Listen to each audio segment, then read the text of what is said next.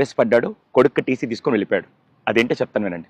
Prayer 9 గంటలకు start అయ్యి పిల్లలందరూ లేట్ కమర్స్ అందరూ బయట వెయిట్ చేస్తుంటే ప్రేయర్ కంప్లీట్ చేసుకొని 9:10కి ప్రిన్సిపల్ గారు బయటకు వచ్చి ఎవరెవరైతే లేట్గా వచ్చారో వాళ్ళని క్వశ్చన్ చేస్తూ నార్మల్గా వాళ్ళ చేత గుంజలు చూపిస్తుంటే ఈ లోపల ఒక తండ్రి 9:15కి వాళ్ళ కొడుకుని దింపేసి కార్ రివర్స్ చేస్తూ వాళ్ళ కొడుకు బయటే ఉన్నాడని తెలిసి మళ్ళీ కార్ ఆప్ బయటకు వచ్చి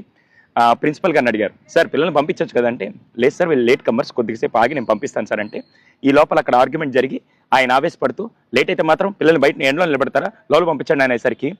ఆయన ఆవేశాన్ని చూసి ప్రిన్సిపల్ గారు ఏం మాట్లాడకుండా వెంటనే అటెండెంట్ని పిలిచి టీసీ ఫామ్ తీసుకురమ్మని చెప్పి టీసీ ఫామ్ ఫిల్ చేసి అబ్బాయి తండ్రికి ఇచ్చేశాడు. అప్పటిదాకా వాయిస్ రైజ్ చేసిన తండ్రి సడన్ గా వాయిస్ తగ్గించి అదేంటి సార్ టీసీ ఇస్తున్నారంటే, సార్ చదువు ఎక్కడ నేర్పించవచ్చు కానీ పిల్లలకి నేర్పించాల్సింది ఈ వయసులో డిసిప్లైన్, అందులో లేటుగా వచ్చారు కాబట్టి నేను ఆ డిసిప్లైన్ ఈ స్కూల్లో ఈ వయసులో నేర్పించకపోతే రేపు పెద్దయ్యాక వాళ్ళు ఎక్కడ నేర్చుకోలేరు, అటువంటి డిసిప్లైన్ నేను నేర్పిస్తుంటే ఇంతమంది పిల్లల ముందు మీరు నన్ను క్వశ్చన్ చేశారంటే ఇటువంటి పేరెంట్స్ నాకు వద్దు సార్ అని చెప్పి టీసీ ఇచ్చేసి పంపించేశారు. చూసే వాళ్ళందరూ నాకు క్వశ్చన్ అడుగుతాను, మీలో ఎంతమంది చిన్నప్పుడు స్కూల్కి లేట్గా వచ్చినందుకు పీఈటీ సార్ చేత దెబ్బలు తిని ఆ తర్వాత అక్కడ గోడ కుర్చీయో లేకుంటే గుంజిళ్ళు తీసి పనిష్మెంట్ తీసుకొని ఆ రోజు డిసిప్లిన్ నేర్చుకున్నారు కాబట్టి ఈ రోజు సమాజంలో గౌరవంగా ఉన్నాం.